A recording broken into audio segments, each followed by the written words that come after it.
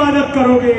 और हाँ हाँ, मेरे एक महबूब को भेजूंगा, वो आखिरी नबी होंगे, उनका नाम मोहम्मद मुस्तफा होगा सल्लल्लाहु अलैहि वसल्लम। उनकी इत्तिबा करोगे। अगर वो तुम्हारे दौर में आ जाए तो तुम इत्तिबा करोगे, तुम्हारे अनबिया के एक दौर में आ जाए तो वो इत्तिबा करेंगे। फिर उसके बाद एक दूसरी मजलिस होती है, अल्लाह रब्बुल इज्जत सारे अनबिया इकराम को बुलाते हैं, सारे अनबिया इकराम तशरीफ फरमा होते हैं। फिर अल्लाह रब्बुल इज्जत फरमाते हैं कि आए अनबिया, तुम्हारी ही नस्ल से आखिरी नबी आने वाले हैं, जिसके लिए मैंने ये कायनात को तख्लीक किया है। हजर शजर को बनाया, पहाड़ों को बनाया, दरिया को बनाया, फूल को बनाया, टहनियों को बनाया, हर चीज को बनाया। वो अगर तुम्हारे दौर में आ जाए तो तुम ये वादा करना कि तुम उनकी इत्तिबा करोगे, उनकी मदद करोगे। सबने कहा या अल्लाह, हम बेचैनी से इंतजार करते हैं। कुछ अनबिया इकराम ने कहा, ऐ अल्लाह, ये फजीलत आप उस नबी की बयान करते हैं तो हमें भी आप उनकी उम्मती, उनका उम्मती बना दीजिए, हम उनकी उम्मत में रहना पसंद करेंगे नबी बनने के बजाय। अल्लाह ने कहा कि मशीयत इलाही है कि तुम लोग अपनी अपनी कौमों की रहबरी करोगे, तुम लोग अल्लाह की इबादत की जो है तलकीन करोगे। उसके बाद अगर आपके दौर में नबी आ जाते हैं तो फिर आप लोगों को उनकी इत्तिबा करना है। इसी को हजरत निजामुद्दीन औलिया के खास मुरीद खास और नूरे नजर अमीर खुसरो क्या फरमाते हैं, किसी मजलिस में अल्लाह ने शायद इनको बता दिया होगा, फारसी में शेर फरमाते हैं, खुदा खुद मीरे महफिल बूद अंदर लावा का खुसरो, खुदा खुद मीरे महफिल बूद अंदर लावा का खुसरो, मोहम्मद शम्मे महफिल बूद छप जाए के मनबूदम। मैंने ऐसी मजलिस को देखा, ऐसी महफिल को देखा जिसकी सदारत, जिसके मीर खुद अल्लाह ताला है, और उस मजलिस के जो मीर जो शम्मे महफिल है, जिसके लिए महफिल आरास्ता की गई है, वो मोहम्मद मुस्तफा सल्लल्लाहु अलैहि वसल्लम है। ये दुनिया की सारी मखलूकात की, सारे के सारे जहानों की सबसे पहली मीलाद की मजलिस हुई है। उसके बाद मजलिसें चलती रही है, मजलिसें चलती रही है। फिर उसके बाद हमने देखा कि सहाबा इकराम में जो सबसे बड़े शायर रहे हैं, वो आप क्या फरमाते हैं, आप हुजूर सल्लल्लाहु अलैहि वसल्लम को उनको मिंबर शरीफ पर बिठाते हैं और वो नातिया शेर पढ़ते हैं और क्या कहते हैं कि आज तक किसी माँ ने ऐसे हसीन को पैदा नहीं किया, कोई सारे ऐब से ये आप मुबर्रा हैं, कोई ऐब आप में नहीं है। ऐसे लगता है जैसे आपने खुद अपनी मर्जी से इस दुनिया में जन्म लिया है।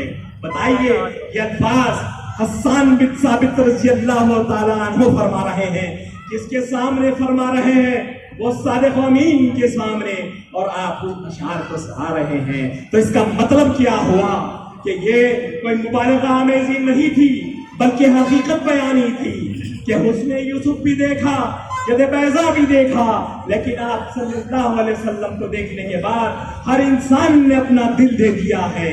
ये मिलाद रही है। सहाबा इकराम कहते हैं, कहने वाले कि सहाबा से साबित है, ये मिलाद मनाना क्या ताबईन से साबित है। अरे सहाबा से क्या मिलाद आप कहेंगे, वो तो रात दिन मिलाद करते थे। वो तो ये कहते थे कि तुम सामने हो मेरे, तुम सामने हो मेरे, और मैं होता रहूं सबसे, ये कहते रहे हैं। रात दिन सदका होने वाले हुजूर के ऊपर, रात दिन देखने वाले, वो क्या रात दिन मिलाद नहीं मना रहे हैं? अरे लोगों, ये एक एक चीज का आप क्या क्या मुतबर्रिक बातें बताऊं कि आप जब हलफ फरमाए तो सारे सहाबा इकराम ने अपने मुँह मुबारक, अपने जुल्फ मुबारक को तकसीम किया, सबने तबरुकन रखा। आज भी आसार मुबारक आपको कदीम और मुस्तरद मक्का मस्जिद में मिलेंगे, बहुत सी खानखानों में मिलेंगे। और उनकी बरकत बताता चलूं कि एक दफा का वाक़या है कि सैफुल्लाह یعنی خالد بن ولید رضی اللہ عنہ کی فتوحات ہے، جنگ میں بلا کوئی ہار کے فتوحات ہیں، لگاتار فتوحات مل رہی ہیں۔ ایک دفعہ کا واقعہ ہے کہ آپ کا امام مبارک، آپ گھوڑے پر سوار ہے کسی معرکے میں اور آپ کا امام مبارک زمین پر گر جاتا ہے، وہ جنگ چھوڑ دیتے ہیں اور امام مبارک کو ڈھونڈتے ہیں، کہتے ہیں کہ لوگوں ڈھونڈو میرا امام کہاں ہے، ڈھونڈو میرا امام کہاں ہے۔ صحابہ نے کہا یا خالد بن ولید تم کیا کر رہے ہو، ارے تلوار اٹھاؤ اور جنگ کرو، تم امامہ ڈھونڈ رہے ہو۔ انہوں نے کہا ارے نہیں، تم لوگوں کو پتہ نہیں ہے یہ امامے کی بدولت مجھے فتوحات ہو رہی ہے، کیونکہ یہ امامے میں منہ مبارک ہے، حضور اقدس صلی اللہ علیہ وسلم کی کا بال ہے، اسی امامے کی بدولت جس میں حضور کے منہ مبارک ہے میری فتوحات ہو رہی ہے، اور میں سیف اللہ کے لقب سے بھی نوازا گیا ہوں۔ آپ کو معلوم ہونا چاہیے کہ ام المؤمنین حضرت سلمہ رضی اللہ تعالیٰ عنہ کیا فرماتی ہیں کہ میرے پاس کچھ منہ مبارک تھے، میں نے اسے شیشی میں جمع کر کے رکھا ہے، اور جب کبھی کوئی مدینے میں بیمار ہوتا تو وہ میرے گھر آتے اور میں اس کو غسل دے کر اس کا پانی انہیں پلا دیتی ہوں تو وہ شفائے یاب بھی ہوتے، پھر کبھی دوبارہ انہیں بیماری نہیں ہوتی۔ یہ منہ مبارک کی تعظیم ہے۔ اور ایک آخر میں میں حدیث مبارکہ سنا کر آپ سے رخصت ہوتا ہوں، جو مسلم شریف کی حدیث ہے۔ آپ صلی اللہ علیہ وسلم فرماتے ہیں کہ میرا منہ مبارک، میرے زلف مبارک کا کوئی بال کسی کے سامنے ہے تو وہ ایسے، اس کا مفہوم ہے کہ وہ ایسے ہی ادب کرے جیسا وہ میرا ادب کرتا ہے، اور وہ منہ مبارک سے دعا کریں۔ اور دوسری چیز یہ ہے کہ جو کوئی اس کی تکذیب کی یا کوئی اس پر نکتہ چینی کی یا کوئی اس کی بے حرمتی کی تو گویا اس نے میری بے حرمتی کی، اس نے میری تکذیب کی۔ تو یاد رکھو، یہ لوگ جو کہہ رہے ہیں کہ منہ مبارک کی کوئی اہمیت نہیں ہے، آپ جان لو ان حدیث کی روشنی میں کہ منہ مبارک کے پاس ٹھہر کر آپ دعا مانگے اور یہ سمجھیں کہ حضور اقدس صلی اللہ علیہ وسلم کو تشریف فرما ہے، اور آپ کی دعائیں بھی بڑھائیں گی، آپ کی حاجات بھی بڑھائیں گی، اور اس کے غسل کیا ہوا پانی ایسے ہی تبرک سمجھ کر پیے، اس سے آپ کی صحت ہوگی، اور آپ کی جسمانی صحت ہوگی، آپ کی روحانی صحت ہوگی۔ آپ کے پاس سے بدتمیزی چلی جائے گی، برزبانی چلی جائے گی، گستاخی چلی جائے گی، ادب آ جائے گا، کیونکہ ادب نام ہے اسلام کا۔ جو ادب نہیں ہے، جس کے پاس ادب نہیں ہے، وہ مؤدب نہیں ہے، تو پھر اس کا ٹھکانہ جہنم ہے، وہ دنیا میں بھی خوار ہوگا اور آخرت میں بھی خوار ہوگا۔ یہ ادب ہی تھا، وہ قرآن مجید ہی تھی، حضور صلی اللہ علیہ وسلم کا اسوہ حسنہ ہی تھا، جس کو خواجہ غریب نواز رحمۃ اللہ علیہ نے آج سے 800 سال سے زیادہ عرصے میں لے کر آئے، اور سنجے سے اجمیر آتے ہیں، اور اجمیر سے کلکتہ کی ایک آپ کا سفر ہوتا ہے جس میں 90 لاکھ لوگ شرک سے توحید کی طرف آتے ہیں۔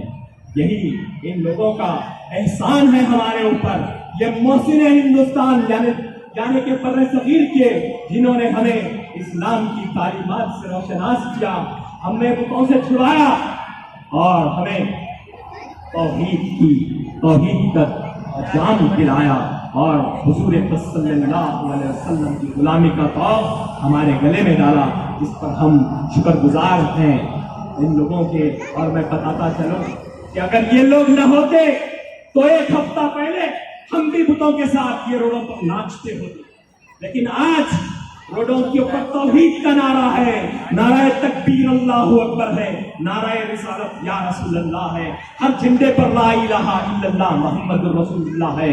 یہ سب صدقہ ہمیں ملا ہے انہی اولیاء کرام سے، جنہیں ہم نے صحابہ کو نہیں دیکھا، تابعین کو نہیں دیکھا، حضور کو نہیں دیکھا، ہم نے اولیاء کرام کو دیکھا جن کے خاندان یہاں پر تشریف فرما ہے۔ ہم اللہ رب العزت سے دعا کرتے ہیں کہ یہ جلسہ تا قیامت جاری و ساری رہے، ہماری نسلیں اسے چلائے۔ میں تو یہ کہوں گا کہ ہم نے جس طرح گزری، میں صدر صاحب کے فرزند ہمارے سیکرٹری صاحب اور نوجوانوں سے کہتا ہوں کہ ہم نے جس طرح گزری زندگی گزاری ہے، ہم نے جس طرح گزری زندگی گزاری ہے، نسل نو کے مت والو اب تمہاری باری ہے۔ اللہ رب العزت سے کو قائم رکھے، اس جلسے کے داعی جناب محمد عثمان نقشبندی صاحب علیہ رحمہ، خطیب و امام مسجد مکہ مسجد، کہ اللہ تعالیٰ کروٹ جنت نصیب کرے اور ان کے درجات میں بلندی عطا فرمائے، ان کے گھر میں، ان کے خانوادوں کے گھر میں خیر و برکت کا معاملہ فرمائے، اور ہم تمام کے گھروں میں خیر و برکت کا معاملہ فرمائے۔ جتنے شرکا ہیں ان کے گھروں میں اللہ رب العزت بہت برکتیں عطا فرمائے، دکھ و بیماری دور فرمائے۔ ہماری بہن بھی موجود ہے، اللہ تعالیٰ سید کائنات